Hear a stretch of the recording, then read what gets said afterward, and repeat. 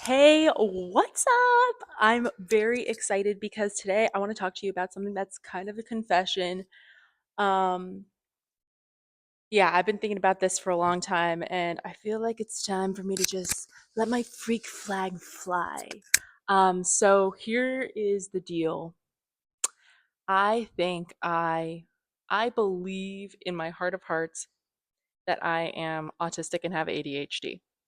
Now, listen. Don't freak out, okay? It has been 3 years of research. Um, I've gone through the process of getting diagnosed, and I choose to self-diagnose.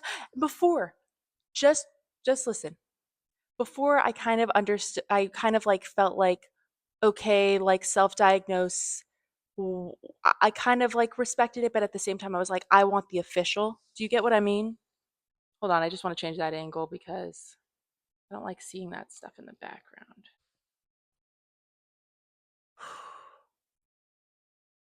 I think that's a good shot. Okay, so let's stop overthinking and get right into it. So I didn't get self diagnosis before, like in a way I did. Like I understood, okay, like women don't get diagnosed.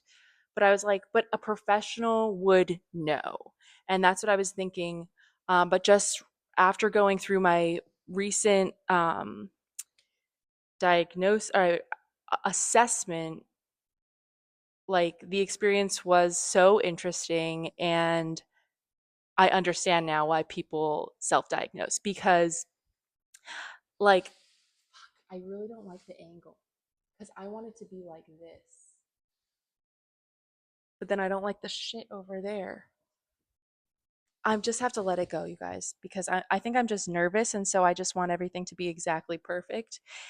And it's not going to be exactly perfect, and that's okay. So just relax, and it's going to be okay. And please forgive me for looking at myself in the thing. I've got paint on my hands. Please forgive me for looking myself in the thing because it just helps me rather than looking at the camera because I do not look like looking at the camera.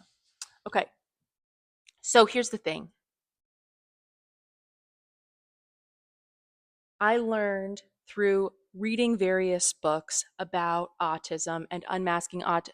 So I read Unmasking Autism, another book by Devin Price, another book called, and Devin Price has a a PhD, and then another book called like not like self improvement for the autistic adult or something like that. And I just got to learn so much about like autism as a field like that is emerging, and the fact that people know or had the idea of what people believed autism to look like and to be is changing. And here's the thing. I've gone back and forth on like am I not, am I not. And what I just think is like I'm kind of skipping around, and I'm just really excited, so I have to calm down a bit. But like one thing I have to say about why it totally makes sense that like many people are coming out as autistic or finding out they're autistic is because now we have research, or now we have, okay, when I was learning about the brain as a kid, like in anatomy or whatever, what they said about the brain was like there's so much about it that we don't understand. Like it is one of those things where like we're just going to continuously be learning more and more about it. It's like the ocean. Like we know 20% of like what 10% of like what's going on in the ocean. The brain, like the field about the psychological field is continuously growing. And I've seen it like with my sister went through a concussion, and like doctors didn't know how to treat the concussion. She had to go to specialists. She had a really bad one. And like neurologists, she just had to get really specialized care. Um and then with uh like my own psychiatric journey, there have been various diagnoses just like thrown into the wind, thrown towards me, and I'm just like that one doesn't seem like it fits, but I'm like maybe it's supposed to be like maybe this is like who I am, but it I didn't relate to certain diagnoses. Some of them I did, anxiety, depression. Um, I eventually like went through some bad things in life and was diagnosed with PTSD. That makes sense. But then there were other behavioral traits that I had that weren't accounted for. And some of those things like include just like this really strong feeling of like being like odd, and just the way that I speak surprising people, or the way that I interact surprising people, and like struggling with social like dynamics in terms of like hierarchies and alliances, and just like the way I would think about things was very like methodical, or like rule based, like this is how women behave, this is how white people behave, this is how people like with Latina heritage behave, because I'm mixed. I went through a whole process of like learning about my own mixed identity, like Asian heritage, Latino heritage, mixed, just like being mixed in general, and white being white, and like was like maybe this just like explains like why I am the way I am, which obviously it does like affect how I am, nature versus nurture, culture is important. I'm also American, that affects me a lot. I mean, you could go on and on. I feel like there's this like when I'm in a negative headspace, I can think about like my desire to find out more about myself as something that is like insatiable, or like um just like not the best method like of living. Like I think I saw this YouTube video, like a thumbnail for a YouTube video, and started watching it, but I don't think I finished it. But it was about like this, like the balance between wanting to learn and grow, and then like wanting to just fully accept myself as I am. And that's like something that I do feel a push pull again about. And so that's why there have been periods where I'm like, oh, like everything I read about autism, okay, 98% of what I read about autism, um, like feels really relatable with the new research. The new research that people have um, feels really relatable. Oh, also, just side note, I have to say, like, part of why the research now is just like so engaging to me is because people are finally um, able to identify as autistic based on the internal characteristics, like what your internal landscape and your mind, how it behaves, how it functions, what the internal experience is, and they can speak from their own experience about what it's like to be autistic. This is like people who have um, there are people with higher level needs, and then there are people with lower level needs, or that's not the right phrasing, but it's something like that, like people with who need more support in order to survive in our society, in our world, and then there are people with who need less support to survive in this world. And um, and there are people with different varying levels of communication abilities, and so people with really high levels of communication are able now to communicate about what it's like to be autistic.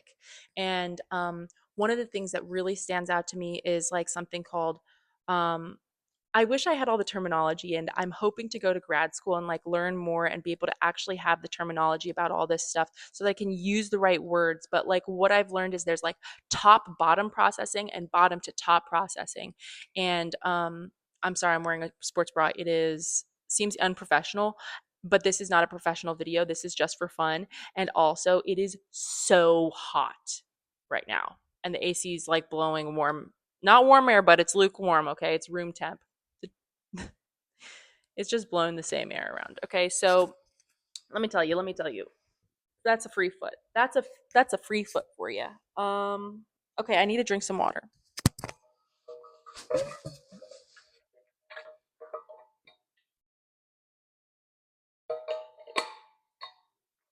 Mm. Oh my god, that water is so good. It's cold for once in my life, for God's sake. Okay.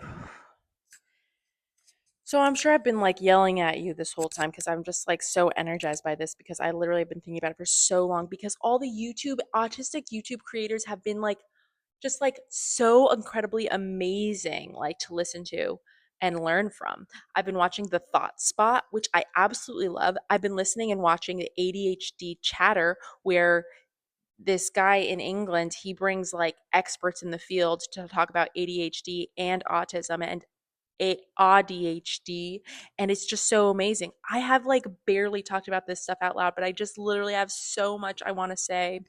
Um, so my goal is not to like convince you that I'm autistic. It's just because I don't really want to go through like all of my different like memories and the reasons why I think I'm autistic, but I do want to talk about why the assessment process like felt inadequate. So I like was like I can just spin in my head about like, am I not, am I not, and do all the research I want, um, and relate to everything that I'm seeing. But I really, really wanted to like get a professional opinion. Like I just was thinking like somebody can tell me because I've had this with like another diagnosis that psychiatrists were giving me that just didn't feel right. I just kept being like, am I not? Am I not? And it just didn't ever feel right. Whereas autism feels right, but I don't have the professional like approval or like professional like validation. Um so like found I was so excited because I found this late diagnosed autism group that I started to go to, and the group was really wonderful. I just like felt like I just fit in really perfectly. Like it was just so fun to listen to everybody talk, and just the way everybody was just felt so like real and like normal to me, and like felt like okay, I can be myself here. I feel like I've always made like neurodivergent people always have made more sense to me, and I just feel a sense of ease when I'm around them because I don't feel like I have to pretend to be somebody that I'm not. And every time I meet somebody new, I just get really nervous about like how I'm supposed to behave, and like I try to like be like what they want. And sometimes like the eccentricity, certain parts of my eccentric side are is like charming to people and they enjoy it, and other times like people are off find it off-putting, I think. um or I just don't understand what people think about it or me. I'm also just so sensitive. So if say somebody just like gives this little comment, I just like can't stop thinking about it, blah, blah, blah. I've heard about rejection sensitivity, which is an ADHD thing. Also, my entire family has ADHD. I posted something on the internet like a little while back about like how like ADHD wasn't like everybody has ADHD these days. That's because my psychiatrist said that to me when I asked him if he thought I had ADHD, even though every member of my family has ADHD, my nuclear family. Anyway, so I go into this like assessment. Oh no, I went to the group, and it was just really great. And the facilitator of the group reached out to me and was able to tell me where he was able to get an autism diagnosis, where he was able to get assessed for autism a few years ago. And when I talked to him, he like told me where it was and stuff, and it was a place that wasn't going to break the bank. I had already called this place, and they had like had a long waiting list. But I called them again, and it turned out that they had an opening, or they called me at one point. They were like, "We have an opening," and this place was only $75 per session, um, using my insurance, and I have Blue Shield, Blue Horizon insurance, and so I went, and it was very, very like it seemed really like it was going to work out. I had this great case manager who like I did a first assessment with where we talked about like a million different things, and I was like, here are all the reasons, blah blah blah blah blah. She was very engaging, and she just seemed like she believed everything that I was saying about myself, that she believed it to be true. And like I am at a point in my life where like I'm searching for the truth. I'm going to tell you the truth because I want to find out what's really going on. I've coped with alcoholism, I've coped with like dishonesty towards myself and others, and like that's not the vibe anymore. Like I just want to find out what's going on. So I'm telling this lady all the stuff that I believe to be true. She's like, I really am like thinking like I'm definitely sensing some neurodivergence here. I'm going to put you down to get assessed for ADHD and autism. I'm like, yay, this is amazing. This is going to be great. I'm like so happy about it, so excited. I get all these questionnaires to do, three, four, I don't know. I did so many questionnaires, ADHD and autism. I really struggle with these questionnaires. Like, I've done them online. I've scored yes, you're autistic for everything, but I'm so afraid because of like how, like, have you ever taken the Harry Potter, like, which house are you test? It's like that, like, where, like, I know which answers are going to give me Ravenclaw. I know which answers are going to give me, well, I've never been able to get Gryffindor, so I obviously don't know which ones those are. But, like, I was like, I don't want to, like, it's too challenging to, I want it to be like, I just wanted to have somebody I could like talk to about what do they mean by the questions, because some of the questions are just so like, it's like this. For example, do you enjoy do you prefer being alone or being with people? That is such a challenging question to answer because it's like I enjoy be like it depends on who, it depends on what is going on, like what the activity is. It depends on like how the rest of my day was. It depends on what my day is going to be like tomorrow. Like I can't tell you it like it, like is it am I like hanging out with like people that I feel stressed out around, or am I hanging out around people I can like be myself around? Do I have like a bunch to do the next day? Am I like are we like going to a concert which I'm going to not enjoy with like about an from an artist that I do not care for, or are we going to be doing something at home like where I can do my own thing and they can do their own thing, or are we going to do something chill? Are we going to eat like that's like question it feels like completely impossible to answer, and like just the way that I go about it just like screams autism to me. Like, and I'm like, okay, they must know how to deal with this. But I show up for the full assessment, the second session thing with the assessor who was different from my case lady. And she was like, we didn't get into any of the nitty gritty of the reasons why I believe myself to be autistic and all of these like nuanced things that happen. Like, yes, I'm social. Yes, I've got manners. Yes, I can maintain eye contact. Yes, I can like have a back and forth when in conversation. But like I have literally been trained like to be this way. This is the thing. So like in the ADHD chatter podcast, there was like this I wish I knew the name, but like this lady who's like the expert in female autism. And the whole thing is about like socialization of women and girls. And like I sound so feminist that like sometimes I'm just like, okay, I get it. Like and I like listen. Okay, but here's the thing. Like it's true. Like, I do not enjoy getting in trouble. I have gotten into trouble. Like, when I'm being myself, I get into trouble at work, at school, blah, blah, blah, at home. Okay. Like, and I'm talking about when I'm a kid and when I'm an adult. I'm forgetful. I am clumsy, blah, blah, blah. So I have worked on like being extremely like careful and rigid about things so that I can avoid getting into trouble. And so, like, if I am being my true natural self, I'm different than how I am when I'm like being somebody for somebody. Um, and like, listen, like, I am sure that many, many people do this who are or are not autistic. Like, who, like, I feel like that is a could be a universal experience. The difference is how, like, I don't even know what the difference is. All I know is that like now that I've been in a long-term relationship with somebody who is, I believe, not autistic, we have been able to notice certain things about me that are really different from other people.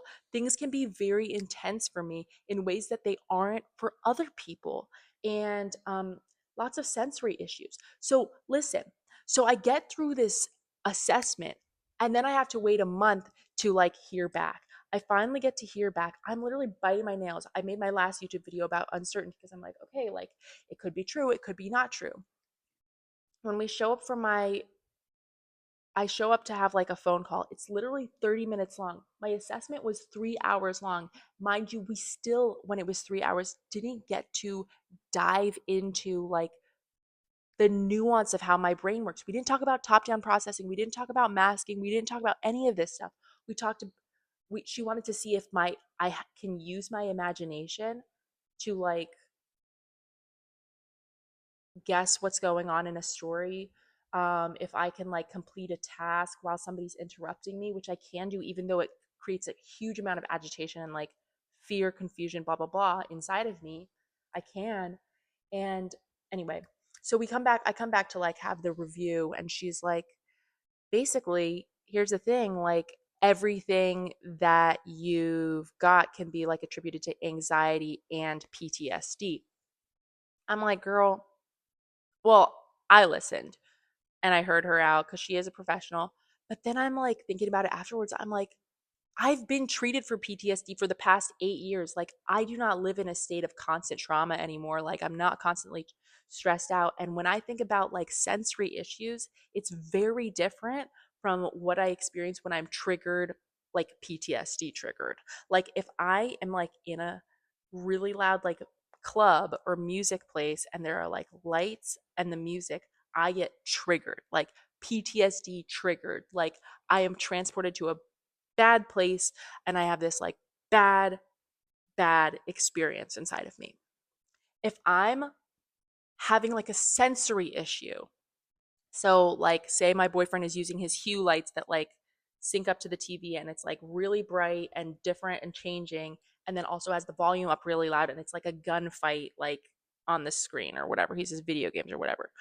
I get like agitated, and it's not like a trigger like PTSD trigger. It's like a sensory trigger or whatever. Like I'm feeling like overwhelmed, like it's too much. Like even this light, it's like, okay, like it feels weird. I wish it wasn't happening.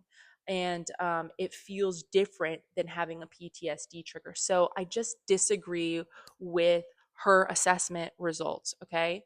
Um, there was also like an aspect of this assessment that was also, in my opinion, flawed.